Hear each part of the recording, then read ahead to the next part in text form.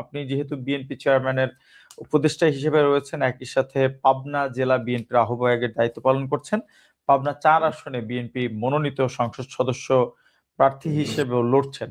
আহ, আজ থেকে তো বলা যায় অনেকটা আনুষ্ঠানিকভাবেই নির্বাচনী প্রচারণা শুরু হলো। পাবনা 4 আসনে যেহেতু আপনি প্রার্থী এবং একই সাথে পাবনা জেলা বিএনপির আহ্বায়কের দায়িত্ব রয়েছেন, নির্বাচনী প্রস্তুতি কেমন এই পর্যন্ত আপনাদের, এবং একই সাথে নির্বাচনের পরিবেশ কেমন দেখছেন জনাব হাবিবুর রহমান হাবিব? আপনাকে ধন্যবাদ। আপনার এই জনপ্রিয় অনুষ্ঠান যারা দেখছেন তাদেরকে সশ্রদ্ধ সালাম। আজকে আমাদের প্রতীক বরাদ্দ হলো। আপনি জানেন যে পাবনা সীমানা নির্ধারণকে কেন্দ্র করে মামলা চলার কারণে পাবনা 1 এবং 2 বন্ধ আছে। পাবনা 3, 4 এবং 5 এই 3টি আসনে নির্বাচন হচ্ছে। আমরা 3 জন প্রার্থী একই সাথে ছিলাম, একই সাথে সাংবাদিক সম্মেলনে ছিলাম, একই সাথে আমরা বক্তব্য রেখেছি। ইনশাল্লাহ ভালো। আমার এখানে বিদ্রোহী প্রার্থী ছিল 2 জন, একজন সাবেক সংসদ সদস্য, বিএনপি কেন্দ্রীয় কমিটির সদস্য, উনি প্রত্যাহার করে নিয়েছেন গতকাল। আর একজন ছিলেন, উনি লোকাল একজন কর্মী থেকে নেতা, তো সে আজকে বসে হয়েছে। তো এখন পাবনা 3-এ এক্স এমপি, বিএনপি কেন্দ্রীয় কমিটির সদস্য, উনি এর আগে 2বার এমপি ছিলেন, উপজেলা চেয়ারম্যান ছিলেন। আজকেও বললাম যে আমার নির্বাচনটা হাসান জাহাঙ্গীরের পক্ষে করেন, তো রাজি হল না, ওনাকে বহিষ্কার করেছে। এখন বলা যায় যে আমি একই ক্যান্ডিডেট, দল যাকে বহিষ্কার করেছে সেটা এখন দলের কেউ না। এখন প্রশাসন থেকে শুরু করে সর্বত্রই সে একটা বিদ্রোহী প্রার্থী, এবং সে যা কর্মকাণ্ড করবে তার সমস্ত কর্মকাণ্ড গুলোই নির্বাচন আচরণ বিধি ভঙ্গ করেই সে করার চেষ্টা করবে। এবং ইতিমধ্যে সে আচরণ বিধি ভঙ্গ বলতে সেটি আপনাদের মানে দলীয় আচরণ বিধি, মানে নির্বাচন দলীয় আচরণ বিধি ভঙ্গ করার কারণে দল থেকে বহিষ্কার হচ্ছে। এবং সে আজকেও আমাদের তো নির্বাচন কমিশনের পক্ষ থেকে বলা আছে যে একজন প্রার্থী পাশে আরেকজন গিয়ে কোন ধরনের উস্কানিমূলক স্লোগান বা মিছিল করতে পারবে না। আমি দলের প্রার্থী, আমি দাসুরিয়া ভাষায় ছিলাম, আমার ওখানকার আমার দাসুরিয়া ইউনিয়নের নেতৃবৃন্দ ছিলেন, থানার নেতৃবৃন্দ ছিলেন, আমার 2টি মানে আমার উপজেলা এবং পৌরসভা যারা নির্বাচন দায়িত্ব সবাই ছিলেন, আমার এক্স চেয়ারম্যানও ছিলেন। সেখানে একটা মিছিল নিয়ে আমার ওই পাশ দিয়ে তারা গিয়ে উত্তেজনা সৃষ্টি করলো। দেখ, আমি ধৈর্য ধারণ করতে বললাম, পরে তারা চলে গেল। এটা তো নির্বাচন আচরণ বিধির ভঙ্গের মধ্যে পড়ে।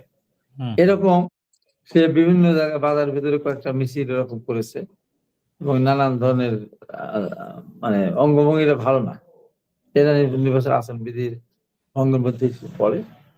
তো তাছাড়া এমনি এখনো পরিবেশ আছে যেটি, সেটা খারাপ না ভালো।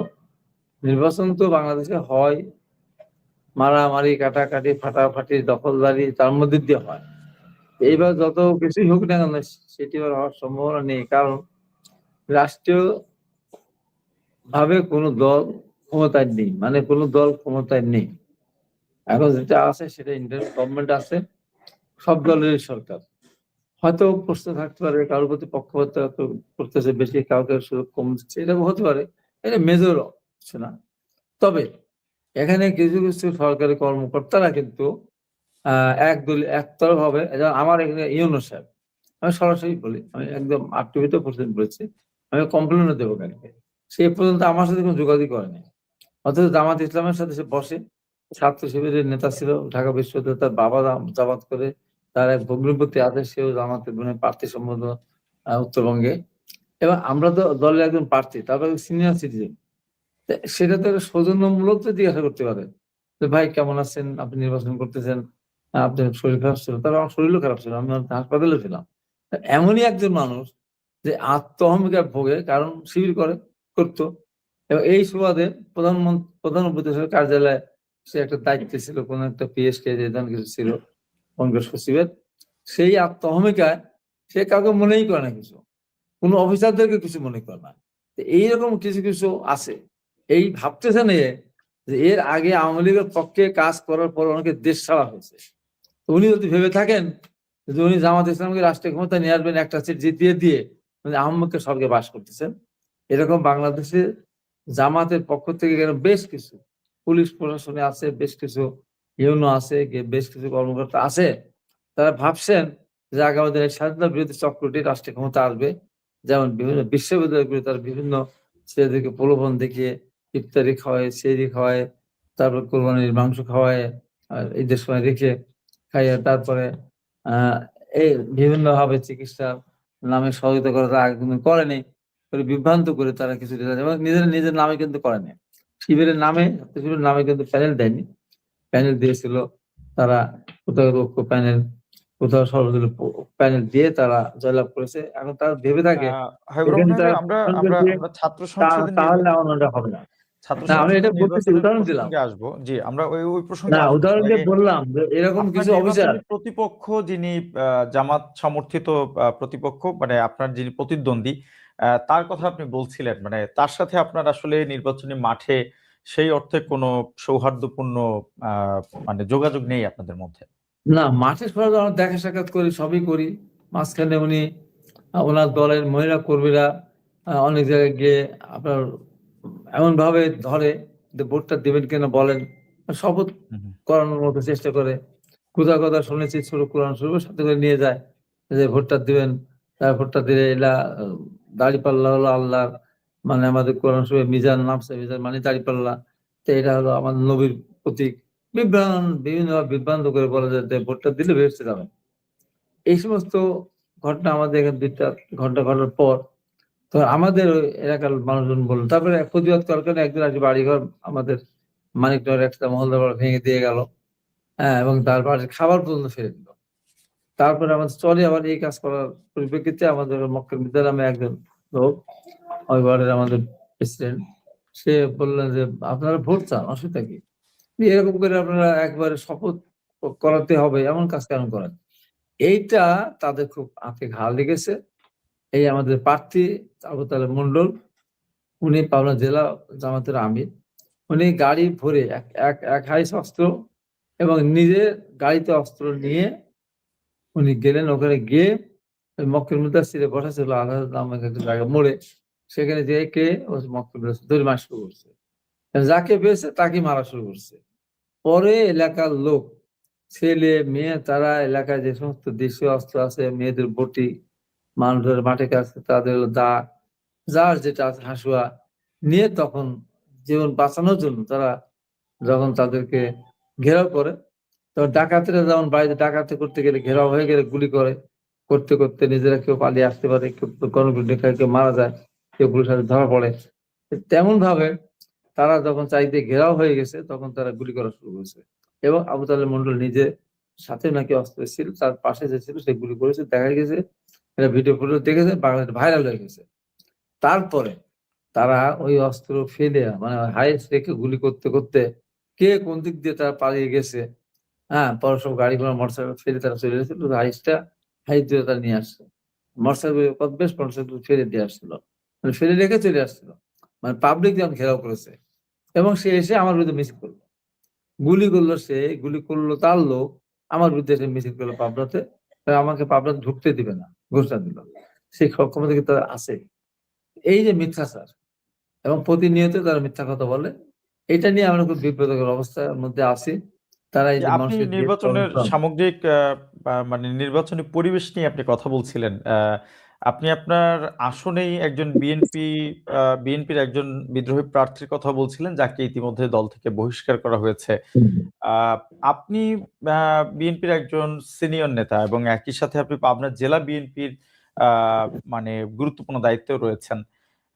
আপনার আসনেই ঠিক মানে বিএনপির দলীয় কেউ বিদ্রোহী প্রার্থী হিসেবে দাঁড়ানো, এটি কি আসলে মানে দলের অভ্যন্তরীণ কোন্দল হিসেবে দেখছেন, নাকি আহ, এর মধ্যেও কোনো অন্য কোনো ষড়যন্ত্র আপনার কাছে মনে হয়? না, এটা একটা জিনিস পরিষ্কার হওয়া দরকার, যে প্রার্থী, এই প্রার্থী অত্যন্ত ভয়ঙ্কর, এরশাদ শিকদারের চেয়েও ভয়ঙ্কর।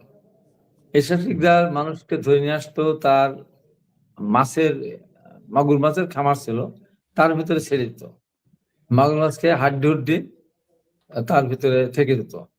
এমন ভয়ঙ্কর যে নিজের আপন ছোট ভাই, তার নিজের ছোট ভাই, ইমিডিয়েট ছোট ভাইকে মায়ের সামনে গুলি করে হত্যা করে, এবং 10 জনকে হত্যা করেছে, 10 জন, এবং একটা মেয়ে আমাদের চম্পা, ও কলেজ ছাত্র সংসদের মহিলা কমল রুম বিষয়ক সম্পাদক ছিল, তাকে ধর্ষণ করে তাকে আগুন দিয়ে পুড়িয়ে মারে। আমাদের সাকিব ছাত্র দলের কনভেনর ছিল আমাদের পৌরসভার, তাকে গুলি করে পিটিয়ে হত্যা করে। এবং সেই সময় ছাত্র দলের সেক্রেটারি ছিল তুহিন বিন সিদ্দিক, তাকে মেরে পঙ্গু করে। এমনি ভাবে জামাতের নাম কি মাস্টার টিঙ্কু, ওই যে মাস্টারকে নিজের সারা রাত ধরে পিটিয়ে পিটিয়ে পিন্টু হত্যা করলো, শুধু ওই যে ভাইরা ভাই জমির ই নিয়ে আসবে। এরকম 10টা খুন করছে। এই 10টা খুন করেছে একটা জামাত, 9টাই বিএনপির ঘরানার নেতৃত্বে, তার সাথে যারা ব্যবসা করতে গেছে এমনও তারা। আজকে আমি কথা বলতে পারলাম এই কারণে, যেহেতু আমি কোথায়, আমার সে বয়সে কত ছোট, চাঁদাবাজি করে, তার সব ভাইগুলি চাঁদাবাজি করে। আপনারা এখানে আসবেন, দেখবেন তার ভাইরা 5 ভাইয়ের এক ভাইকে তো নিজে মেরে ফেলেছে। সব ভাইয়ের গাড়ি আছে, মার্কেট টাকা এবং ইপিজেড এখানে আছে।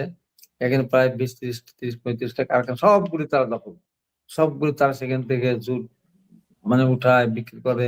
এখানে বালু যেখানে বালু খামাল দিয়েছিল, নদীতে বালু টাকা করে লুট করে। এমন কোনো অপকর্ম নেই যে তারা করে না। এবং এই এলাকা যারা আওয়ামী লীগের যারা ছোটখাটো কর্মী সমর্থক ছিল, তাদের জায়গা জমি দখল, সাধারণ মানুষের জায়গা জমি দখল। এবং সবচেয়ে বড় ব্যাপার, এই বিজেড এলাকায় যারা ব্যবসা করে, প্রত্যেকটা ব্যবসায়ীর কাছ থেকে মাসিকটা আছে, তার পার্টনার হয়, তারা পার্টনার হয়ে কয়েকদিন পর তাদেরকে বের করে দেয়। এবং অনেক পার্টনারকে টাকা পয়সা, তারপর থেকে টাকা পয়সা প্রতি মাসে 10 লাখ 5 লাখ টাকা তাদের প্রতি মাসে মাসরা দিতে। কয়েকজন ভাই অস্ত্র থেকে গুলি করে, তারপর প্রশাসন এদেরকে ধরে না। এক ভাই আছে সোনামণির নাম, সে আপনার যুব দলের যুগ্ন আহ্বায়ক, একদম তার গ্রুপেরই, যে যাকে বহিষ্কার হলো, তার গ্রুপেরই একজনকে, তারই নিজের আপন ভাই, যেহেতু ওই গ্রুপ করে, ভাইয়ের গ্রুপ করে, ওখানে বালি টালি নিয়ে একটা সমস্যা, পায়ের থেকে গুলি করলো। সেই মামলা ওরা পুলিশের কাছে মামলা দিতে সাহস করলো না। পুলিশ তো স্বপনীত হয়ে মামলা নিবে, সে মামলা নিল না, পুলিশও জান, এসপি সাহেব এখানে মোর্তজা সাহেব সে জানে, গল্প করছে যে ওই ভাই সমর্থক বলে এই ভাই গুলি করেছে। এই অবৈধ অস্ত্রে গুলি করলো, সে গুলিটা সে অস্ত্রটা উদ্ধার করলো না। এমনি অসংখ্য মানুষকে গুলি করেছে, অসংখ্য মানুষকে পিটিয়েছে, আয়না করা আছে তাদের এক ভাই স্বেচ্ছাসেবক দলের সদস্য মেহেদী, তাকে তো ঢাকাতে ওই যে যেদিন ফাঁসির রায় হলো, সেদিন সাংবাদিকের সাথে বেয়াদবি করার কারণে সেখানে তাকে তো বহিষ্কার করলো সেন্ট্রাল থেকে সরাসরি। তার আর এক ভাই আছে যুবদলের আহ্বায়ক জুয়েল, অসংখ্য মানুষকে মেরেছে। এখন সবগুলি মানুষ এখন সব তারা আসতেছে, এবং এরা কোনো মানুষের পাশে দাঁড়ায় না। এই যে করোনাকালীন সময় আমি প্রায় 100 টন চাউল দেওয়ার জন্য আমি শুরু করেছিলাম, 53 টন দেওয়ার পরে করোনা তো তখন সরকার খুলে দিল, আমার চাউল যারা ডিস্ট্রিবিউট করতে তাদেরকে মেরেছে। আমি সবকিছু তো বন্ধ করে সহ্য করছি, এই কারণে যে আমি তো নেতা, ও তো কিছুই না, ও একটা পৌর। কিন্তু জনাব হাবিবুর রহমান হাবিব, আপনি এতক্ষণ যে বর্ণনা দিলেন, এরকম একজন দুর্দর্শ সন্ত্রাসী আপনার বিদ্রোহী প্রার্থী হওয়ার পরেই তাকে দল থেকে বহিষ্কার করা হলো, কিন্তু এতদিনে আপনি যে তার 10টি হত্যার কথা বললেন, এর মধ্যে বিএনপির 9 জন, জামাতের একজন, নিজের ভাইকে খুন করেছে, নিজের ভাইকে হত্যা করেছে, এরকম একজন দুর্দর্শ সন্ত্রাসীকে এতদিন বিএনপি কেন আশ্রয় দিল? এর আগে 4বার বহিষ্কার হয়েছে, এর আগে 4বার বহিষ্কার হয়েছিল। আর একে প্রশ্রয় দেয়, আগে এমপি ছিল যে সাবেক সিরাজ ইসলাম সর্দার, তাকে প্রশ্রয় দিত সে। আর এখানকার যিনি আওয়ামী লীগের মন্ত্রী ছিলেন, ওর কাজই ছিল বিএনপির লোককে মারবে। আর টার্গেট তো, আমি যেহেতু এখানে এমপি ক্যান্ডিডেট হব, সেহেতু আওয়ামী লীগ ওকে অ্যাসাইনমেন্ট দিয়েছিল যে আমার সাথে যত ধরনের খারাপ ব্যবহার করার দরকার, আমার সাথে যারা চলবে তাদেরকে মারবে, ধরবে, মামলা হবে না, মামলা নেবে না। এখানে আপনার বিএনপির হাইকমান্ডের ভূমিকাটা আসলে কি? আপনি হাইকমান্ডকে আমি হাইকমান্ডকে লজ্জায় জানাতাম না। আমি ছাত্র রাজনীতি করে এসেছি, আমার একটা ঐতিহ্য আছে। আমি ঢাকা বিশ্ববিদ্যালয়ের ছাত্র রাজনীতি করেছি, সর্বজন ছাত্রকে নেতা ছিলাম। আমি বহু মাস্তানকে আমি দেখেছি, অনেক মাস্তানি আমার সামনে এসে কিন্তু মাথা নত করে সালাম দিত। কিন্তু এরা এত নিচু লেভেলে, যাদের কোনো চরিত্র নাই, কিচ্ছু নাই, এদের মতো দুর্দর্শ সন্ত্রাসীদেরকে তাহলে বিএনপিতে আশ্রয় এর আগে 4বার বহিষ্কার হয়ে আবারও দলে এবং দেখেন 4বার, এবং এর আগে 2002 সালে যখন আপনার পৌরসভা নির্বাচন হলো, আমাদের নেতা, দলের চেয়ারম্যান তারেক রহমান সাহেব নিজে হাওয়া ভবনে ডেকে নিয়ে বলল, তুমি পৌরসভা নির্বাচন করো না। ওখানে আমাদের মুক্তির বাবলু, উনি কেন্দ্রীয় কমিটির সদস্য এখন, যে ও ক্যান্ডিডেট, ও ইলেকশন করুক, তুমি পরে করো। তারেক রহমান নিজে বলার পরও সে বিদ্রোহী প্রার্থী হয়েছিল। এর পরবর্তী সময় সেই এসে ব্যক্তিকে তো আরেকবার আবারও দলে জায়গা দেওয়া হয়েছে, মানে আপনি বহিষ্কার চারবার করেছে। ওই যে আবার আবার আবার আবার কেন বললাম, বহিষ্কারের ওই যে পরে, বহিষ্কারের পরে কারণ যদি না কারো আবারও দলে সাপোর্ট ফেরত পাইতো, আনা হয়, হাবিবুর রহমান না না, কারণ না কারো সাপোর্ট পাইতো। আমাদের দলের ভিতরে কিছু যেখানে আছে না, আপনার দলের চেয়ারম্যান তার কথা যেখানে সে রাখে না, মানে তারপরে রাখে এরকম না। একজন দুর্দর্শ সন্ত্রাসী আবারও দলে জায়গা পায় কিভাবে? মানে তারেক রহমানের দলে চাইতেও কি আসলো, বড় এবং নেতা বললাম, আছে বিএনপিতে? না না, এর আগে বললাম, ওই যে এর আগে সে হচ্ছে এমপি, উনি প্রশ্রয় দিতেন এবং মানে উনি একজন প্রার্থী একজন ছিলেন। একজন একজন স্থানীয় পর্যায়ের নেতা, এমপি, দলের প্রধানের কথা অমান্য করার পরেও তাকে দলে ভেড়াতে পারে? মানে এরকম সুযোগ থাকে পরে একটি দলে? জেলা বিএনপির একসময় প্রেসিডেন্ট ছিলেন উনি, সেন্ট্রাল কমিটির সদস্য, এমপি ছিলেন। এবং তারপর দেখেন যে এরপরে আবার একটা নির্বাচন আসলো। সেই নির্বাচনে ম্যাডাম নিজে নমিনেশন দিলেন মুক্তিযোদ্ধা বাবলুকে। সেখানে সে বিদ্রোহ করলো, জেলখানায় থাকলো। আওয়ামী লীগের যিনি মেয়র প্রার্থী ছিলেন তার টাকায় নিয়ে সে আবার বিদ্রোহ করলো এই দলের মনোনীত প্রার্থীর বিরুদ্ধে। আমি তখন এই মনোনীত প্রার্থীর ভেদাভেদ, সেখানে আর আমাদের কিছু দুষ্টু বিএনপি ছিল, তারা ওকে সমর্থন করলো। পুরা উপজেলা, পৌরসভা, জেলা, আমি শুধু তার পক্ষে এবং আমার সাথে কিছু শুভাঙ্কি তার পক্ষে ইলেকশন করলাম। মজার ব্যাপার হলো, আওয়ামী লীগের প্রার্থী ভোট পেলো 12,000, আর সে ভোট পেলো 4,000 না 4200, আর আমার মেয়র প্রার্থী যাকে আমি সমর্থন দিয়েছিলাম সে ভোট পেলো 17,000। এরপরে আবার নির্বাচনে আসলে মেয়র নির্বাচন, আবার সে আওয়ামী লীগের মেয়র পক্ষে নির্বাচন করতে, আবার তাকে বহিষ্কার করা হলো। বহিষ্কার করার পরে আবার সে বললো, যে অভিযোগটি বিএনপির কথাগুলো শোনেন বিরুদ্ধে আগে, আপনাদের কথাগুলোকে প্রতিপক্ষরা শোনেন, তোলে। তারপরে কথাগুলো উত্তর দেন। জি আমার কথা জি শুনি না, এত কথা আপনি বললে তো আমার কথা হারায় ফেলবো। জি, বলেন। তারপরে সে বললো যে আমি নির্বাচন করবো, তার বহিষ্কার করতে করা হলো। পরে তাকে বক্তৃতা দেওয়া হলো। তারপরেও আবার রাতের বেলা গিয়ে একদম সরাসরি আমাদের মেয়র প্রার্থীর ব্যানার টানিয়ে, তার পোস্টার টানিয়ে নির্বাচন করলো। এরপরে ধরেন 2018 সালে আমি নির্বাচন করলাম, তখন সে সাপের বিষ নিয়ে ধরা পড়লো ঢাকাতে। একদম নির্বাচনের যেদিন আমাদের মনোনয়ন দিল তার আগের দিন, ওই রাত্রেই। আমি তো টকশো করে বেড়াচ্ছে, 2জন প্রার্থীকে দিলে আমি নমিনেশন নেবো না, তারপর আমার সঙ্গে একজন, তখন আমি গেলাম। পরে অবশ্য আরেকজনকে দিয়েছিল, পরে ফাইনালি আমাকেই দিয়েছিল। সেই নির্বাচনে আমরা তো জেলখানা থেকেছি, ঢাকা থেকে ইচ্ছা করলে পাবনাতে আসা যায়, ইচ্ছা করলে। সাপের বৃষ্টি ধরা পড়েছে, এখানে যিনি মন্ত্রী ছিলেন, আওয়ামী লীগের এমপি ক্যান্ডিডেট ছিলেন শামসুর দিলু ভাই, সে তার সুবাদে ঢাকা কেরানীগঞ্জ থেকে তাকে পাবনা আনা হলো শুধু আমাকে হারানোর জন্য। এবং সেদিন এই ভয়ঙ্কর সন্ত্রাসী জেলখানে বসে থেকে, এখানে এই যে সাবেক এমপি সন্ত্রাস নিয়ে প্রত্যাহার করলেন, জেলখানে বসে তার কাছ থেকে অনুমতি নিয়ে, পরামর্শ নিয়ে, আমি একদম নিজে ক্যান্ডিডেট বলছে আওয়ামী লীগের সাথে আঘাত করে টাকা খেয়ে আমাকে মেরে ফেলার জন্য আক্রমণ করলো। আপনারা দেখেছেন, আমি কিন্তু হেলিকপ্টারে গিয়েছি। ওরা যে ঘটনা জড়িত তার প্রমাণ হলো, আমার জন্য বিবৃতিও দেয়নি, দুঃখ প্রকাশও করেনি।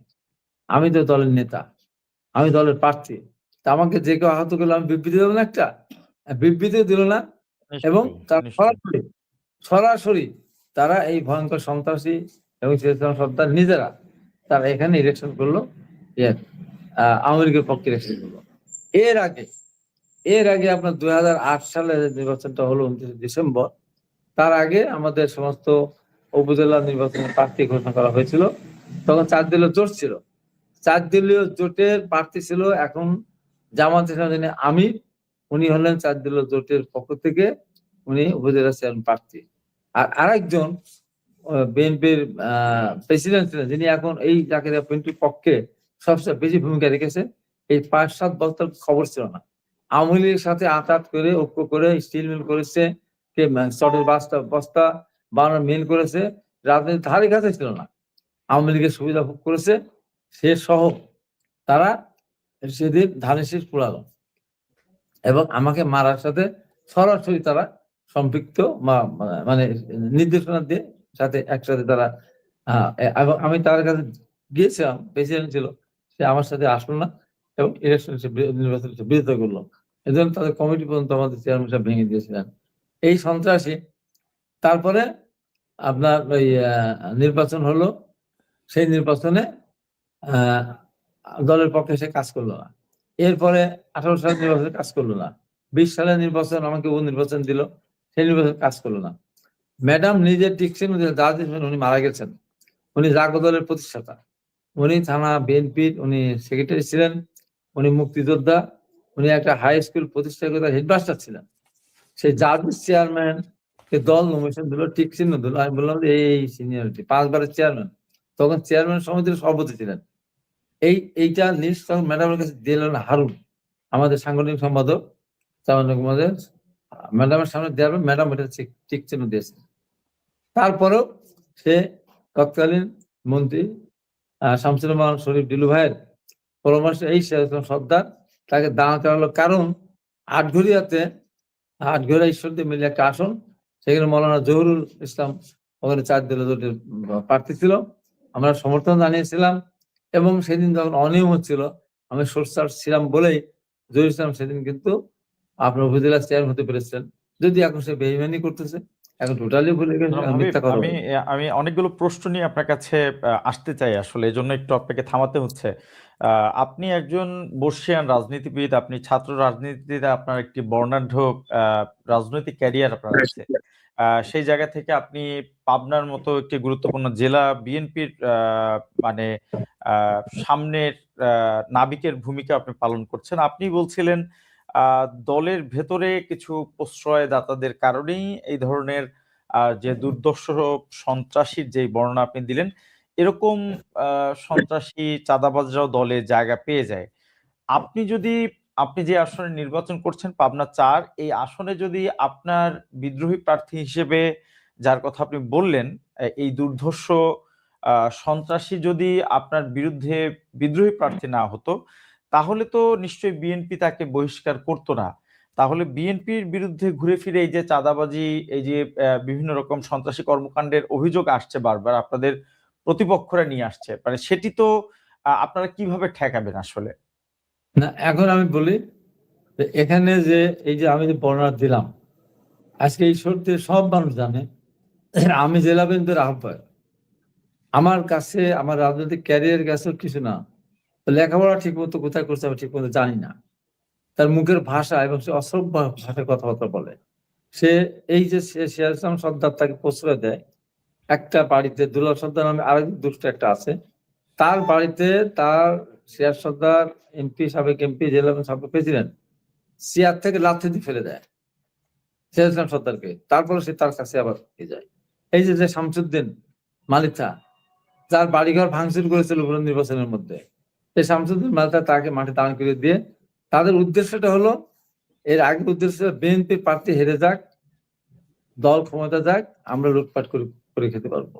আর হারলে বা দল ক্ষমতা না গেলে সমস্যা নেই, আওয়ামী লীগ তো সেটা দিচ্ছে।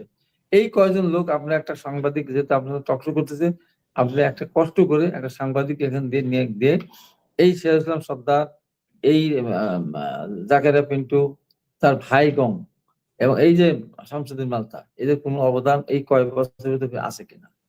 হ্যাঁ, ফাঁসির আসামি হয়েছিল, সেটা নিশ্চয়ই আমরা ইনভেস্টিগেট করার চেষ্টা করব নিঃসন্দেহে, কিন্তু আপনি আমাদের আসলে ঘুরে ফিরে আপনি পাঠান, তালাশ টিম পাঠান, এদের কয় ভাইয়ের আসলে দলের কয়টা গাড়ি, আসলে এখানে এই পরে কি হয়েছে, এবং দীর্ঘদিন এই যে দীর্ঘদিন আওয়ামী লীগ ক্ষমতা ছিল, ওদের বিরুদ্ধে একটা দিন আওয়ামী লীগের নেতা কর্মীরা চোখ মুচুকে তাকায় নেই। ওদের এতগুলি খুন করেছে, আওয়ামী লীগের একজন লোকের দিকে একটা গাঁদা ফুলও, যে ফুলের কাঁটা নেই, ছুঁড়ে মারেনি, এমন ভাবে ছিল। এখন সে তো জিতবে না, সে জানে। এখন সে এখানে জামাতের যিনি ক্যান্ডিডেট, এই ক্যান্ডিডেটকে জেতানোর জন্য এই 2 জন ব্যক্তি তারা সেখানে কাজ করবেন।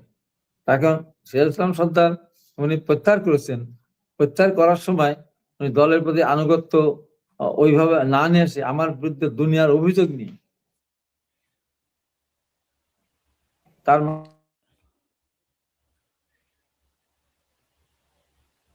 খুব সম্ভবত আমরা আপনাকে ভয়ে উনি প্রত্যাহার করে নিয়েছেন, বহিষ্কার হওয়ার ভয়ে উনি প্রত্যাহার করে নিয়েছেন, কিন্তু মূল কাজ উনি ধানের শীষের জন্য করবেন না।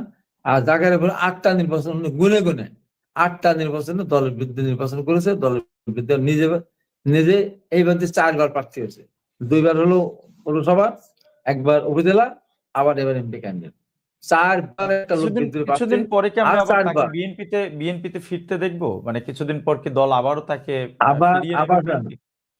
এবার এবার এবার ফেরা তার এই ভয়ঙ্কর যে রূপ, এতদিন তো ধর মানুষ ভয়ে কথা বলে না, তো মানুষ এত দুর্দর্শ। এরশাদ সিংদের পতন হয়েছে না, এবং এরা কিন্তু স্থানীয় না, এদের বাড়ি হলো সুদানো, আপনার অভিযোগে ওখান যাকে থেকে আপনি এসে বাবার দুর্ধর্ষ মিলে চাকরি বলছেন, করতো, সেখান আহ, থেকে এসে এই যে লোকগুলিকে মারে, থেকে আত্ম নাই, এই দেশের মানুষকে মারে, জনাব ওদের হাবিব, তো এরকম দেখা ব্যক্তি লাগে না যদি তো। কোনোভাবে এমপি নির্বাচিত হয়ে যায় তাহলে কি বিএনপিতে আবারও এই এটা ধরনের প্রশ্নই লোকেরা ওঠে না, ফিরতে পারবে? এটা প্রশ্নই ওঠে না, এটা তার মতো লোক এমপি ক্যান্ডিডেট হওয়া মানে ঈশ্বরদের সুশীল সমাজের ভিতরে লেখাপড়ার বহু এখন বিশাল একটা ব্যাপার। এখানে আপনার ইপিজেড আছে, এখানে পারমাণবিক বিদ্যুৎ কেন্দ্র আছে, এখানে সামনের দিকে আপনার এয়ারপোর্ট আবার চালু হবে, ইফকো গবেষণা হেড অফিস আছে, সুগারকান হেড অফিস আছে, ডাল গবেষণা কেন্দ্র আছে, হ্যাঁ রেলের জংশন, অনেক কিছু এখানে আছে। সেখানে তার মতো একটা লোক, এরা ভয়ঙ্কর সন্ত্রাসী একটা লোক, লেখাপড়া জানে না ঠিক মতো, সে তার সে যদি এমপি হয়, অনেকে বলছে তার মতো লোককে দল যেন অনুমোদন দিত, তা আমরা আর দল করতাম না, আমরা ঈশ্বরদী ভোট থেকে আবার বাদ দিতাম। তারপরে কিছু দুষ্ট লোক আছে না, কিছুদিন পরে যদি এখন এইরকম ডাকাত মানুষ দলে, আবার বিএনপিতে শোনেন ফেরত ডাকাত আসে দলে তখন? ডাকাতি করে, ডাকাত দলে যে ডাকাতি যারা করে, ডাকাত দল, ডাকাত তো সব দ্বারা, আর বাদ বাকি কর্মী সদস্য থাকে না, এর সাথে এরকম গোষ্ঠী, এর ভাই সব ভাইরা সব বেশি লোক আছে। আমি তাদের মধ্যে কিছু লোক আছে ভালো আছে, যারা যারা হয়তো অতই না, কিন্তু চাপে পড়ে ভয়ে ওদের সাথে থাকে, খুব তাদেরকে আমি পরিষ্কার। আজকে আপনার অনুষ্ঠানের মধ্য দিয়ে আমি তাদেরকে জানতে আসেন, যারা ধানের শীষের লোক, যারা বিএনপির লোক, এইরকম একটা লোকের পিছনে না থেকে দলটাকে বহিষ্কার করছে, আপনার আর তার পিছনে থাকার কোন রকমের কোন সুযোগ আছে বলে আমি মনে করি না। আপনারা ফিরে আসেন, দেশনেত্রী বেগম খালেদা জিয়া মাত্র কয়েকদিন আগে আমাদের মাঝ থেকে চলে গেলেন, তার কবরের মাটি এখন পর্যন্ত শোকালো না। আমাদের নেতা যখন তারেক রহমান ফিরে আসলেন, বাবাকে ছোটবেলা হারিয়েছে, ভাইকে হারিয়েছে, যারা দিতে পারে নাই, মার সঙ্গে কথা বলতে পারলেন নাই, মাকে হারিয়েছেন, দলের কোন চেয়ারম্যান, এদের ভিতরে এতটুকু জ্ঞান, এতটুকু দরদ নেই, এতটুকু মান নেই, এতটুকু ভাবতে পারে না যে তারেক রহমান একটা সিদ্ধান্ত দিয়েছে, আমি দল করি, এই দলের সুবাদে আমি পরিচিত, এত লুটপাট করতে পেরেছি দলের কারণেই, ওই সেন্সে বলছি যে দল না করলে তো এটা করতে পারতো না। তো এখন এইটুকু তাদের ভিতরে এইটুকু নয় যে তারেক রহমান একটা স্বস্তি দেয়, তারেক রহমান নিশ্চয়ই মনে কষ্ট পাচ্ছেন, তো এই সমস্ত লোকজনগুলো বহিষ্কার করতে হচ্ছে এই যে জিনিসটা খুবই আমাদের পরিষ্কার ভিতরে, বক্তব্য।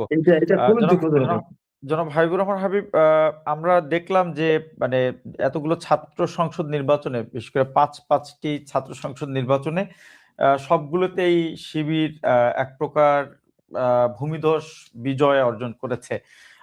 অনেকেই বলছেন এটি আসলে জাতীয় নির্বাচনে এর কোনো প্রভাব পড়বে না। আপনি দীর্ঘদিন ছাত্র রাজনীতির নেতৃত্বে ছিলেন, আপনার অভিজ্ঞতা কি বলে আসলে আহ এই ছাত্র সংসদ নির্বাচনগুলো জাতীয় নির্বাচনে কতটুকু প্রভাব ফেলতে পারে? আপনার সাথে একেবারেই আমি প্রথম দ্বিমত পোষণ করছি, এটা শিবিরের নামে কোনো প্যানেল কোনো বিষয় দেওয়া হয়নি, ছাত্র শিবিরের নামে। শিবির ছাত্র দল সমর্থিত যেমন প্যানেল ছিল, জি। শিবির সমর্থিত না, শিবির সহ ছাত্র ঐক্য, কোন সময় বৈষম্য ছাত্র ঐক্য, বিভিন্ন নাম দিয়ে শিবির, জামাত ইসলামের ছাত্র সংগঠন বা জামাত সমর্থিত ছাত্র সংগঠন, এই নামে তার নির্বাচন করে। তার এখানে তারা তো হলো মুনাফেক, তারা আপনি দেখেছেন, আমি ঢাকা বিশ্ববিদ্যালয় শিবিরের মিছিল দেখেছেন 15.5 বছর, কোন বিশ্ববিদ্যালয় ছাত্রীদের মিছিল দেখেছেন? কোথাও তো মিছিল না করে, কোথাও তো কর্ম না করে, তো তা আসলো কোথা থেকে আসলো? এরা সব নিজের দলের আদর্শের সাথে ওরা কি বলবো বিশ্বাসঘাতকতা করে, শুধু লেখাপড়ার স্বার্থে, ক্যাম্পাসে থাকার স্বার্থে তারা ছাত্রলীগে ঢুকেছিল। ছাত্রলীগে ঢুকে এই যে ছাত্রলীগের যে হেলমেট বাহিনী, ওরাই স্বীকার করেছে এই হেলমেট বাহিনীর ম্যাক্সিমাম জায়গা অন্যায় শুরু করেছে এই শিবির, হেলমেট পরে এটা করেছে। একসাথে তারা ছাত্রদের সাথে মিছিলে গেছে।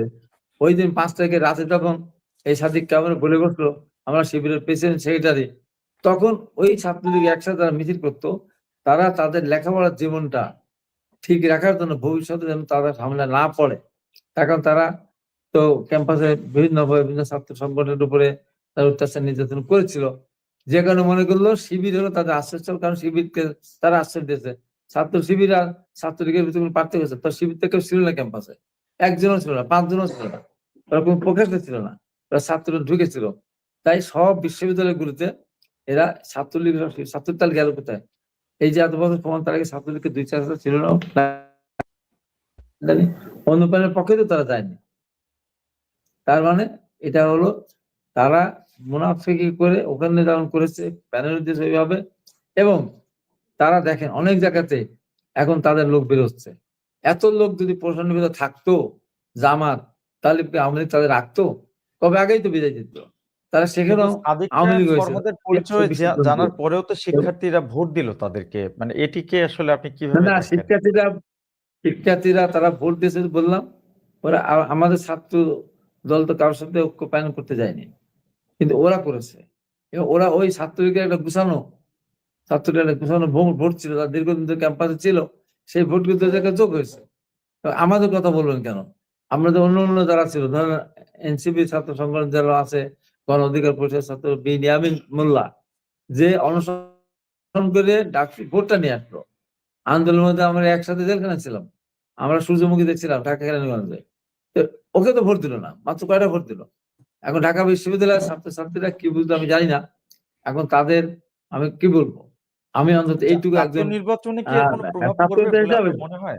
ছাত্র হিসেবে আমি বলি, ছাত্র হিসেবে বলবো যে ঢাকা বিশ্ববিদ্যালয়ের জন্য এটা ভবিষ্যতে এই যে ছাত্র ঢাকা বিশ্ববিদ্যালয়ের ছাত্র যারা পড়বে, তারা প্রশ্ন করবে, তোমার এমন একটা স্বাধীনতা বিরোধী জেনে শুনে যারা স্বাধীনতা বিরোধিতা করেছে, যারা এখনো সবার রাতে স্মৃতির সাথে যায় না, এই যে তারা যায় না, তার নেতারা যায় না, জামাত যায় না, তারাই যে বিভ্রান্ত করার জন্য ডাকসু গিয়েছে, কিন্তু তারা কিন্তু তার নেতারা কিন্তু যায় না এবং পড়বে না। এই কারণে বলি, আমার মনে আছে 1972 সালে যখন নির্বাচন হলো আমাদের রাষ্ট্রীয় ক্ষমতায়, তখন কিন্তু ছাত্র ইউনিয়ন মোজাহিদুল ইসলামের সেলিমের নেতৃত্বে পুরো প্ল্যান জিতছিল।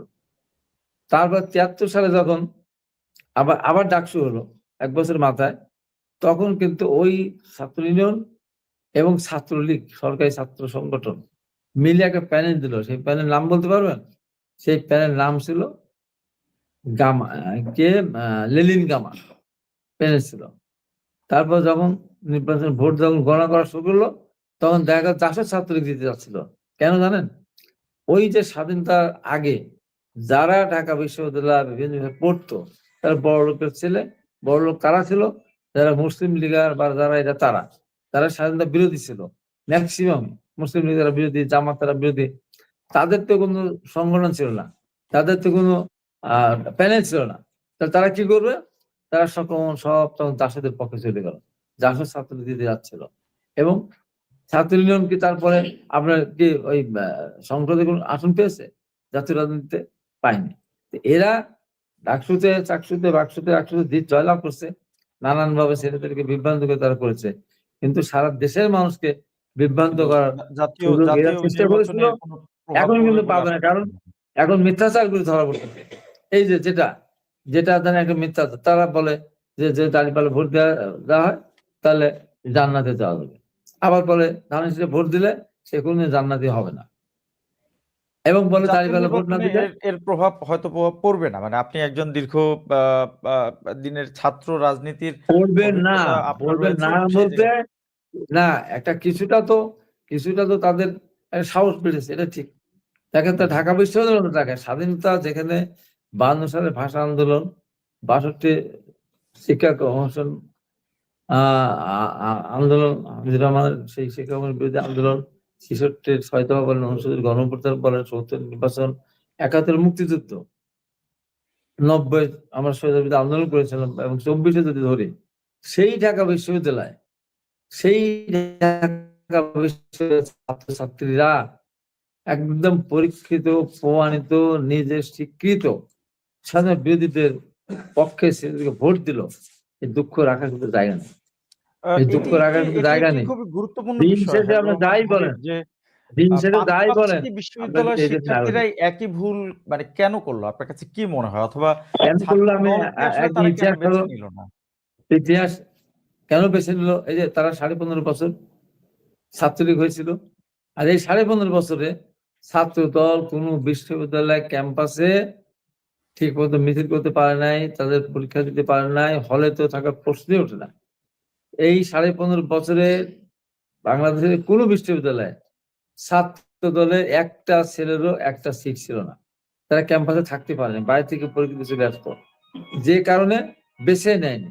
আর ছাত্রলীগ যারা, তারা মনে করেছে যে এখন আমাদের লেখাপড়া জীবনটা নির্বিঘ্নে শেষ করে দিতে হবে, তার ছাত্র শিবিরের সাথে তাদের সম্পর্ক একসাথে মিছিল করে জানতো যে আমার ভাই ছাত্র শিবিরের তো ছাত্রলীগের মিশেই ছিল, ওই ওই ছেলেরা এই জেনারেশন বেড়ে যাবে, তখন কিন্তু আসল চিত্র কিন্তু সামনে আসবে। এখন পর্যন্ত ওরা যারা ভর্তি হয়েছিল তাদের শিক্ষা জীবনে তারা নষ্ট করতে চায় না, যারা শিবিরের কাছে তার নিরাপদ। এই জন্য জনাব প্রকৃতপক্ষে হাবিব, শিবিরের সভাপতি আমাদের অনুষ্ঠানে এসেছিলেন, আমরা এই একই প্রশ্ন করেছিলাম। তিনি বলছিলেন যে রিপোর্টটি এসছে মানে গুম এবং খুনের ব্যাপারে বিগত ফ্যাসিস্ট সরকারের আমলে সেখানে শিবিরের 30%-রও বেশি ছাত্ররা গুম হয়েছে, যেখানে রিপোর্ট এসছে ছাত্র দলের 1% গুম হয়েছে এবং তারা এই গুম খুনের মধ্য দিয়েই টিকে ছিল ক্যাম্পাসগুলোতে, এরকম দাবি তিনি করেছেন। আপনি একটু গুরুত্বপূর্ণ কথা বলছিলেন যে যেই কথাটি আসলে খুবই প্রাসঙ্গিকভাবে এখন ঘুরে ফিরে আসে যে স্বাধীনতায় তাদের যে ভূমিকা, স্বাধীনতায় তারা যে ভূমিকা রেখেছিল সেটি তো খুবই পরিষ্কার, কিন্তু বিএনপির সরকারে আমরা জামাতের 2জন মন্ত্রীকে দেখেছি। আপনি বলছিলেন তারা স্মৃতিসৌধে যায় না। এরকম মন্ত্রীদেরকে বিএনপির ক্যাবিনেটে আপনারা কেন রেখেছিলেন আসলে, কিংবা সেটিকে এখন আপনাদের কাছে এটা একটা মনে হয় কিনা? না, এটা একটা ভালো প্রশ্ন। এখন আমরা যে সময় এরা কিন্তু 86 সালে বিএনপির সাথে রাজনীতি করতো। আওয়ামী লীগ যখন 86 নির্বাচনে গেল, 15 দল ছিল আওয়ামী লীগে, তার 5 দল বেড়ে আসলো, হাসান ইন্দ্রা বেড়ে আসলো। আওয়ামী লীগের সাথে নির্বাচনে গেল, এরা এই জামাত কিন্তু গেছে নির্বাচনে আওয়ামী লীগের সাথে। আবার দেখেন 9 বছর আন্দোলনে তোদের একজন মানুষ কিন্তু মারা যায়নি, আহত হয়নি একজন, ওরা এর সাথে সাথে আটক করে যারা ছিল একজনও মারা যায়নি। আমি তো এই আন্দোলনের নেতা। 91 সালে এসে তখন রাজনীতি ভোটের আদর্শিক জিনিস একটা, ভোট একটা জিনিস। যেমন আজকে এনসিপি মিলে গেছে জামাতের সাথে, কর্নেল অলির মতো লোক মিশে গেছে জামাতের সাথে ভোটের জন্য। সেই আন্দোলনের ক্ষেত্রে গিয়ে দেখা গেল 9 বছর আন্দোলনের পরে নির্বাচনটা হলো 91 সালে, যেখানে আওয়ামী লীগ তখন প্রধান দল ছিল বলে সবাই মনে করতো। যে কারণে কোথাও কোথাও জামাতের সাথে বিএনপি অলিখিত আপনার চুক্তি করেছিল, যেখানে জামাতের শক্তি বেশি বিএনপি দুর্বল, সেখানে জামাতের দাঁড়িপাল্লা তারা ভোট দিয়ে দিবে, যেখানে দাঁড়িপাল্লা দুর্বল বিএনপি শক্তিশালী সেখানে তারা কিছু ভোট ধানের দিবে। এই করে 17-18টা আসন পেল কিন্তু দাঁড়িপাল্লা, এবং 2টা মহিলা আসন মানে সংযুক্ত আসন তারা নিল। নিয়ে দেখেন এটা কেমন মুনাফেক, এরাই আবার 94 সালে গিয়ে কিন্তু আওয়ামী লীগের সাথে যোগ দিয়ে বিএনপির বিরুদ্ধে আন্দোলন করলো এবং সরকার পতনের আন্দোলন করলো। শেষ পর্যন্ত ম্যাডাম খালেদা জিয়া, এই কথা বল কেন, ম্যাডাম জিয়া সেখানে নিরপেক্ষ তত্ত্বাবধায়ক সরকারের বিধান পাশ করানোর জন্য সেখানে সংঘর্ষ না থাকার নির্বাচন করেছিলেন 1996 সালের 15 ফেব্রুয়ারি, যে নির্বাচন নিয়ে আওয়ামী লীগ বা অনেকে কটাক্ষ করেন। আমি মনে করি বেগম খালেদা জিয়ার জীবনে এটা একটা শ্রেষ্ঠ অর্জন। এই পৃথিবী সৃষ্টি হওয়ার পর জনগণের ভোটাধিকার প্রয়োগ করানোর সুযোগ দানের জন্য একটা নির্বাচন করেছিলেন, শুধু জনগণের ভোটাধিকার প্রয়োগ করার সেই আদর্শ বাস্তবায়ন করার জন্য, অধিকার বাস্তবায়ন করার জন্য। সেই 15 ফেব্রুয়ারি নির্বাচন, তখন আবার জামাত চলে গেল আলাদা নির্বাচন করতে। কয়টা আসন পেল? কয়টা আসন পেয়েছিল? 3টা, 2টা আসন পেয়েছিল, 2টা 3টা আসন পেয়েছিল, 3টা পেল তারা। এগুলো তো খুবই পরিষ্কার ইতিহাস আমরা জানি, কিন্তু এবং তারপরে বলি যারা আবার যখন স্মৃতিসৌধে যায় না তাদেরকে আবার যখন মন্ত্রিসভায় কেন আপনারা জায়গা দিলেন? আমি বলি আমার শেষ, আবার যখন আওয়ামী লীগ অত্যাচার শুরু করলো, তখন আবার আন্দোলনের স্বার্থে, যেমন একটা লোকালয় এখন যদি হিংস্র বাঘ ভাল্লুক সিংহ হায়না যদি প্রবেশ করে, তাহলে তখন কিন্তু হিন্দু মুসলমান বৌদ্ধ খ্রিস্টান আত্মীয় শত্রু থাকে না, সবাই মিলে প্রতিহত করে। আমাদের রাজনৈতিক প্রেক্ষাপটে আওয়ামী লীগকে মোকাবেলা করার জন্য একা কারোর পক্ষে সম্ভব ছিল না। এই জন্য সবাই মিলে কিন্তু তার ভিতরে জামাতও সেই আন্দোলনে অংশগ্রহণ করেছে। জামাত তাই বলে বিএনপি হয়ে যায় নাই, তাই বলে জামাতের সাথে বিরোধিতা করেনি, হ্যাঁ সেটা তো আমরা বলি না যে বিরোধিতা করেনি। এই জন্য আন্দোলনের স্বার্থে তখন এক হয়েছিল, ঐক্যবদ্ধ হয়েছিল। এবং যেহেতু ম্যাডাম খালেদা জিয়া অত্যন্ত ভদ্র মহিলা ছিলেন, উনি যা কথা বলতেন কথা রাখতেন।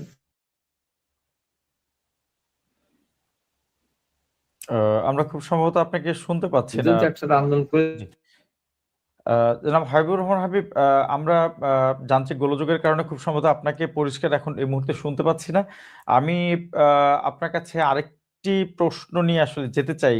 বিশেষ করে জুলাই আন্দোলন পরবর্তী সময়ে আমরা দেখেছি যে আপনাদের দলের যিনি বর্তমান চেয়ারম্যান তিনি দেশে ফিরেছেন, এবং তারেক রহমান দেশে ফেরার পরে আমরা দেখলাম এবারের নির্বাচনে বিদ্রোহী প্রার্থীদের নিয়ে যে আলাপ আপনার সাথে একটু আগে হচ্ছিল, প্রায় ৭৯ জন বিদ্রোহী প্রার্থী এখনো রয়ে গেছে সারা দেশে আপনাদের।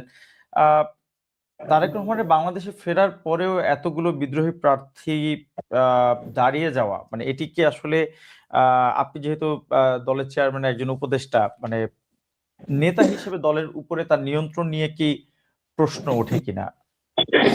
না, দলের উপরে তার নিয়ন্ত্রণ নিয়ে প্রশ্ন যদি আপনাদের বলেন তাহলে উত্তরটা তো আমাকে দিতে হবে। যারা বিদ্রোহী প্রার্থী হয়ে আছে, যারা এদের বহিষ্কার হলো, এদের পরিচয়টা কি, এদের ঠিকানা কোথায়? এদের পরিচয় এরা ছাত্র দল করেছে, এরা বিএনপি করেছে, তাই তো পরিচয়। আজকে তারেক রহমান দেশে এসেছেন, ম্যাডাম নেই, তারপরেও যারা বিদ্রোহী প্রার্থী হয়েছে, এই সন্তানগুলি সে যেই হোক না কেন, তারা কারোর কথাই শুনতে এরা নারাজ, কারোর কথা এরা শুনবে না, তারেক রহমানের কথা শুনবে না। তারেক রহমান তো পলিটিক্যাল গার্জিয়ান। আমার বাবার কথা তো আমি না শুনি, বাবাদের ভালো কাজ করতে বলেন, আমি না শুনি, তাহলে বাবার আমি অবদ্ধ হব না? আজকে তারেক রহমান আমার দলের এখন গার্জিয়ান, আমাদের দলের অভিভাবক। তার কথা যারা শুনলো না, কোনো অভিভাবকের কথা যদি কেউ না শুনে, মা বা বাবার কথা না শুনে, সেই সন্তান যত বড়ই হোক, লেখাপড়ায় বলেন, টাকা পয়সা বলেন, ধন দিক দিয়ে বলেন, সেই সন্তানের জীবনটা ভালো কাটে না। ঠিক যারা আজকে মনে করছেন সব এমপি হয়েই যাবেন, এমপি হলেই সব হয়ে যাবে, এদের দিনে জীবনের সামনে অভিশাপ নেমে আসবে। এই মানুষগুলি আস্তে আস্তে সরে যাবে। এই মানুষগুলি তাদের না, এইসব মানুষগুলো কিন্তু বিএনপির, এই সব মানুষ বেগম খালেদা জিয়ার কর্মী, শহীদ জিয়া রহমানের তারা সমর্থক, তারা তারেক রহমানের কর্মী। আর আজকে ওনারা নিজেদের কর্মী ভাবতেছেন, নিজেদের কর্মী ভাবে তারেক রহমানের কথা ওনারা শুনতেছেন না, বিদ্রোহ কথা তারেক রহমানকে মানে মানে স্বীকারই করতে চাচ্ছেন না। তাদের ভবিষ্যৎ অত্যন্ত খারাপ হবে। ধুকে ধুকে রাজনীতিতে ধুকে ধুকে হয় অন্য দলে চলে যাওয়া লাগবে, না হলে এখানে ধুকে ধুকে তাদের এই দল করার তো তাদের সুযোগ আর থাকবে না। তারেক রহমান দেশে এসেছেন, ম্যাডাম নেই, তারপরেও যারা এই মুহূর্তে তাকে কষ্ট দিচ্ছে, তাদের এই দল করার সুযোগ থাকবে না। আমি মনে করি এই দেশের মানুষ শহীদ রাষ্ট্রপতি জিয়া রহমানের প্রতি তাদের বিশ্বাস, শ্রদ্ধাবোধ, ম্যাডাম খালেদা জিয়া এই দেশটাকে এগিয়ে নিয়েছেন, তার প্রতি যে আস্থা, এবং তারেক রহমান বাংলাদেশের জাতীয় শক্তির একমাত্র প্রদীপ, যিনি এই দেশটাকে সামনে এগিয়ে নিতে পারেন, তাদের কারণেই, এই নেতাদের কারণেই যারা প্রার্থী হয়েছে ধানের শীষের, এই দেশের মানুষ ধানের শীষকে ভোট দিবেন ইনশাল্লাহ। এবং তারেক এই রহমানের বিদ্রোহী প্রার্থীরাই প্রার্থীরা জয়লাভ দলে করবে। আর ফেরার সেই সম্ভাবনা নেই বললেই চলে আপনার বক্তব্যে এরপরে ফেরার আর সময় উনি নিজের দেশে দিচ্ছেন, মানুষের মানবতা তো থাকে। উনি জি, এত বছর পর, আপনার সাড়ে 17 বছর পর, খুবই পরিষ্কার। সাড়ে আপনি 17 বছর আপনি দেশে ফিরলে এত বিএনপি অত্যাচার দেওয়ার পরে, আপনি বিএনপি তারপরে তার কথা শুনবো না? আপনি বলেন। বিএনপি চেয়ারপারসনের দীর্ঘদিন উপদেষ্টা ছিলেন, এখন নিশ্চয়ই আপনি সেই পদাধিকার বলে বিএনপি চেয়ারম্যানেরও উপদেষ্টা। আহ, জনাব তারেক রহমান বিএনপি চেয়ারম্যান বর্তমান দায়িত্ব নেয়ার পরে যিনি দল পরিচালনা এবং নেতৃত্ব দিচ্ছেন, তার হ্যাঁ, দেশে ফেরার পরে একটি প্রশ্ন নিশ্চয়ই এটি আপনার দৃষ্টিতেও এসেছে। বলেন। বিএনপি চেয়ারম্যান ৫ই আগস্টের পর এই যে প্রায় ১.৫ বছর সময় নিলেন দেশে ফিরতে, এবং তিনি তার একটি বিবৃতিতেও তিনি বলেছিলেন দেশে ফেরা আসলে হ্যাঁ, তার হাতেও নেই। বাংলাদেশের একজন সম্ভাব্য প্রধানমন্ত্রী যার দেশে ফেরা তার নিজের নিয়ন্ত্রণে নেই, এরকম বক্তব্য কি আসলে বাংলাদেশের অভ্যন্তরীণ রাজনীতির জন্য কতটুকু অশনি সংকেত আপনার কাছে মনে হয়, কিংবা অন্ততপক্ষে এর একটি পরিষ্কার ব্যাখ্যা দেওয়ার কি প্রয়োজন কিনা? তিনি কেন আসলে এতদিন দেশে ফিরতে পারলেন না? চেয়ারম্যানের উপদেষ্টা হিসেবে আপনার কাছে কি মনে হয়?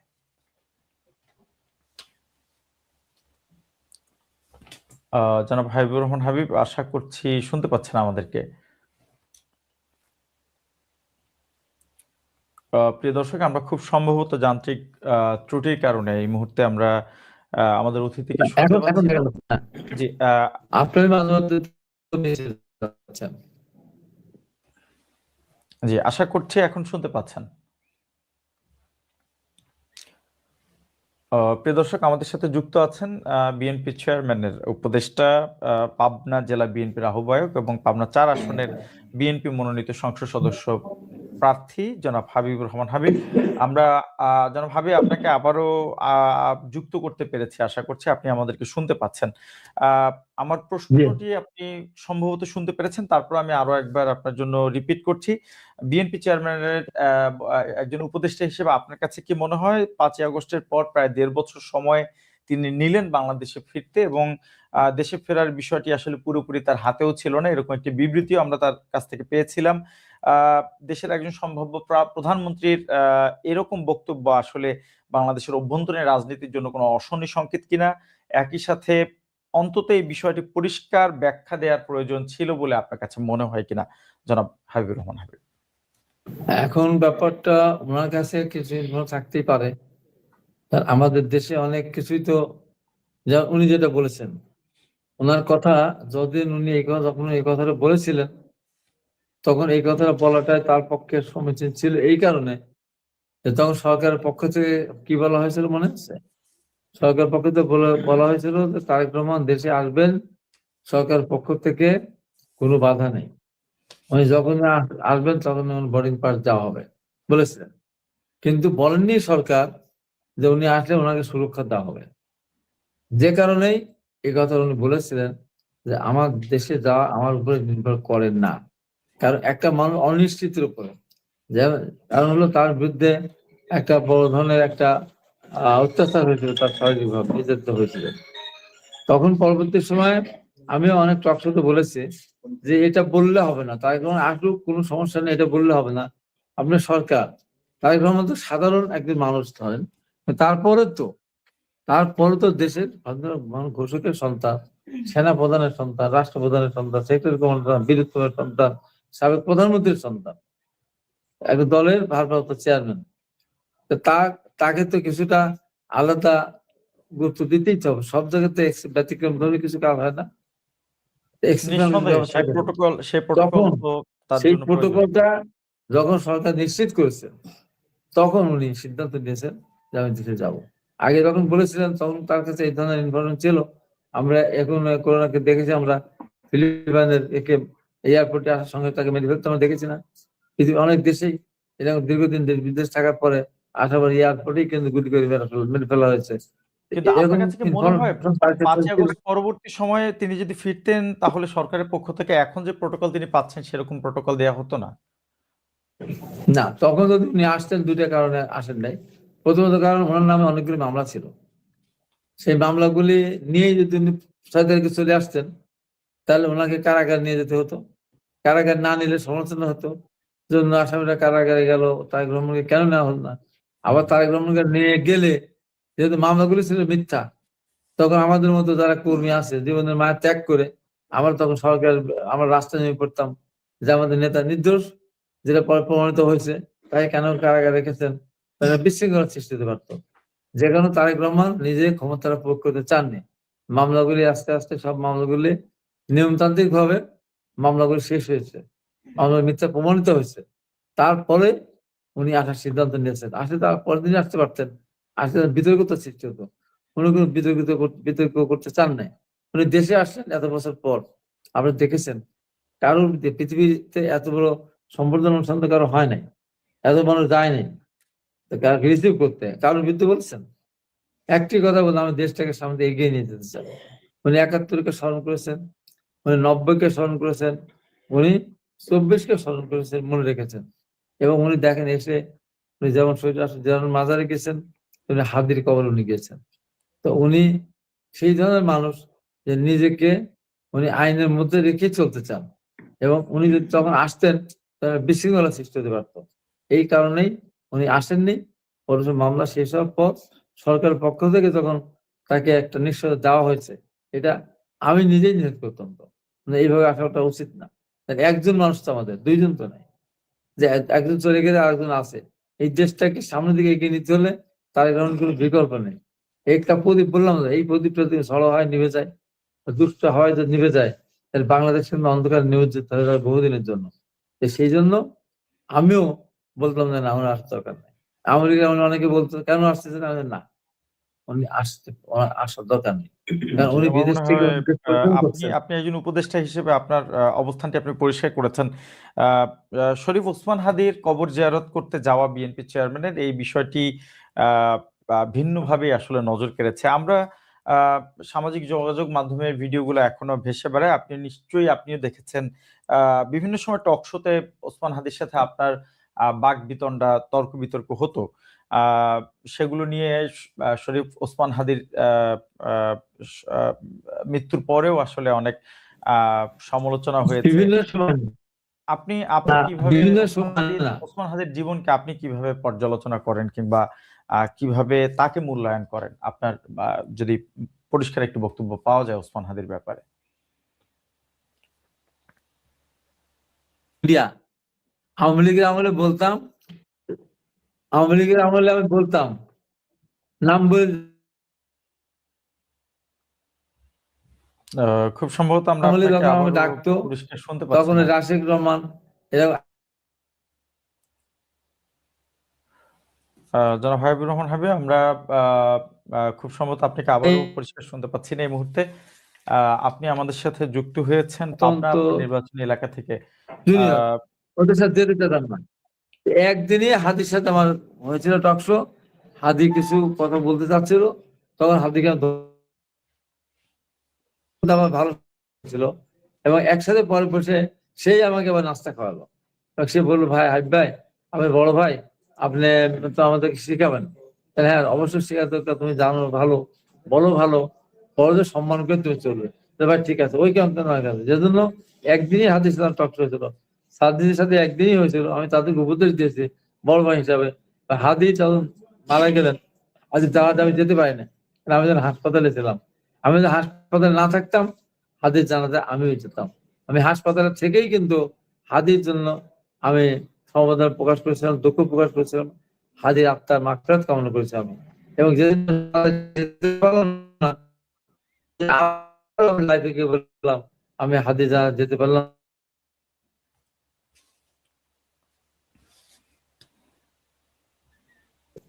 হ্যালো, আমরা একদিনই, একদিন। জি, আপনি আপনি হাদিস হ্যালো, স্মৃতিচারণ করছিলেন। জি, খুব সম্ভবত আপনি এখন পরিষ্কার শুনতে পাচ্ছেন। শরীফ ওসমান হ্যালো। হাদির শরীফ ওসমান হাদির যে খুব সাময়িক জীবন আমরা দেখেছি, আমাদের যতটুকু আমরা তাকে দেখার সুযোগ পেলাম সে জায়গা থেকে শরীফ ওসমান হাদিকে এখন একজন বিপ্লবী হিসেবে যে শ্রদ্ধা জানানো হয়, আহ, সেই বিপ্লবী ওসমান হাদিকে আপনি কিভাবে মূল্যায়ন করেন? প্রিয় দর্শক, আমাদের সম্মানিত অতিথি, তিনি তাকে আবার পাবনায় বলেছিলাম, নির্বাচনী। হাদির প্রতি আমার হাদির প্রতি আমার একটা বিপ্লবী ছেলে হিসাবে হাদির প্রতি আমার অত্যন্ত ভালো এবং সবচেয়ে বড় ব্যাপার, ম্যাডাম খালেদা জিয়া, শহীদ রাষ্ট্র জিয়া রহমান এবং তারেক রহমানকে সর্বোচ্চ সম্মান প্রদর্শন করেছেন। অতএব হাদির সাথে আমার যেটুকু হয়েছিল, পরে হাদির সাথে তার মধুর সম্পর্ক হয়ে গেছিল, এবং হাদি বেঁচে থাকলে আমার সাথে তার গভীর সম্পর্ক হতো। এর পিছনে কারণ যে অত্যন্ত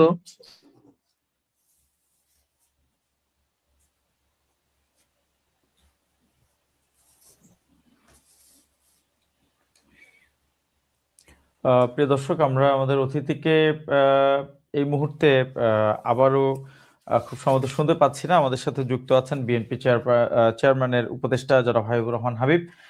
তিনি পাবনা তার নির্বাচনী এলাকা থেকে আমাদের সাথে যুক্ত হয়েছেন। জনাব হাবিবুর রহমান হাবিব পাবনা 4 আসনে বিএনপির পক্ষ থেকে নির্বাচনে প্রতিদ্বন্দ্বিতা করছেন। জনাব হাবিবুর রহমান হাবিব একই সাথে পাবনা জেলা বিএনপির আহ্বায়কের দায়িত্ব পালন করছেন। আমরা কথা বলছিলাম চলমান রাজনীতিতে বিএনপির বিশেষ করে ত্রয়োদশ জাতীয় সংসদ নির্বাচনে তার বারবার কেটে যাচ্ছে, ত্রয়োদশ কন্টিনিউ না করে ভালো। জি জি, আপনাকে আমরা আবারও যুক্ত করতে পেরেছি জনাব হাবিবুর রহমান হাবিব। আমি শেষ একটি প্রশ্ন দিয়ে অনুষ্ঠান শেষ করবো। আমরা অনুষ্ঠানে একদম শেষ পর্যায়ে, আশা করি আপনি এই মুহূর্তে শুনতে পাচ্ছেন। এক সময় আপনি নিজেও ছাত্রলীগের রাজনীতির সাথে যুক্ত ছিলেন, সে জায়গা থেকে আপনি খুব কাছ থেকে আওয়ামী লীগের রাজনীতিকে দেখার পড়ার সুযোগ পেয়েছেন। বাংলাদেশে এখন এবারে নির্বাচনে বিশেষ করে আওয়ামী লীগের ভোট আসলে কার বাক্সে যাবে সেটি নিয়ে একটি বড় সমীকরণ আছে রাজনীতির মাঠে। আওয়ামী লীগ কিংবা শেখ হাসিনা বাংলাদেশের রাজনীতিতে আবারও ফিরতে পারবে কিনা সেটি আপনি কিভাবে দেখেন, কিংবা যদি ফেরেও আসলে সেক্ষেত্রে সেটি কতটুকু সমুচিত হবে বলে আপনি মনে করেন আপনার এই দীর্ঘ রাজনৈতিক অভিজ্ঞতা থেকে? প্রশ্ন হলো কি জনাব হাবিব, আপনি আশা করি শুনতে পাচ্ছেন। আওয়ামী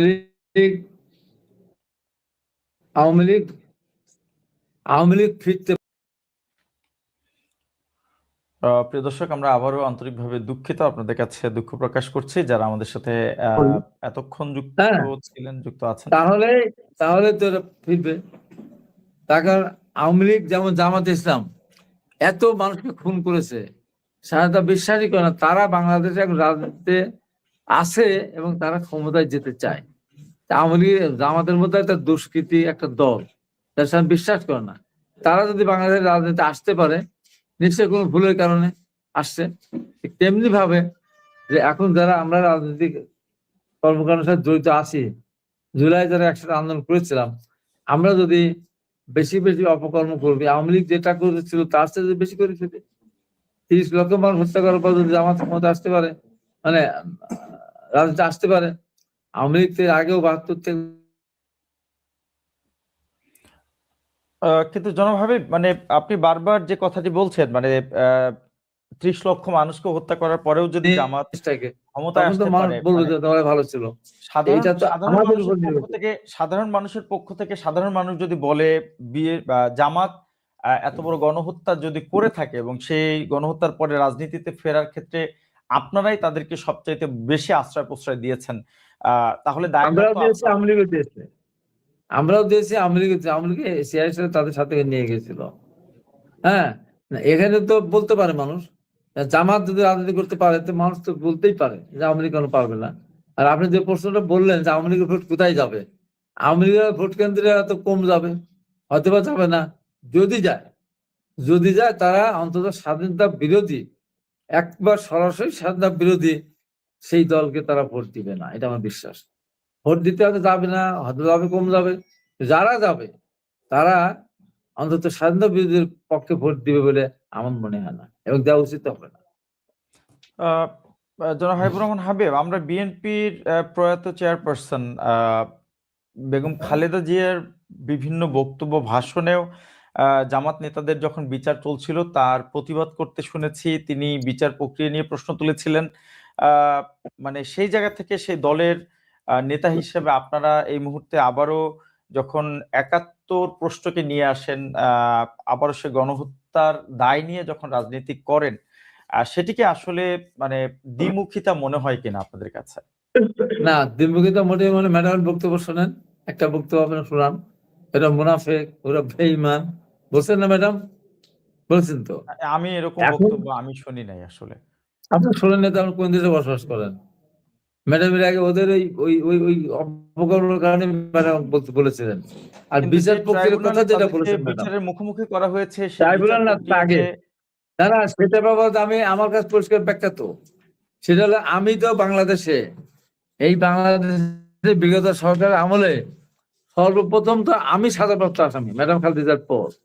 ম্যাডাম খালেদাকে অন্যায়ভাবে সাজা দেওয়া হয়েছিল, সে সাজা সে মামলা খারিজ হয়ে গেছে বা সে মামলা ডিসমিস হয়ে গেছে।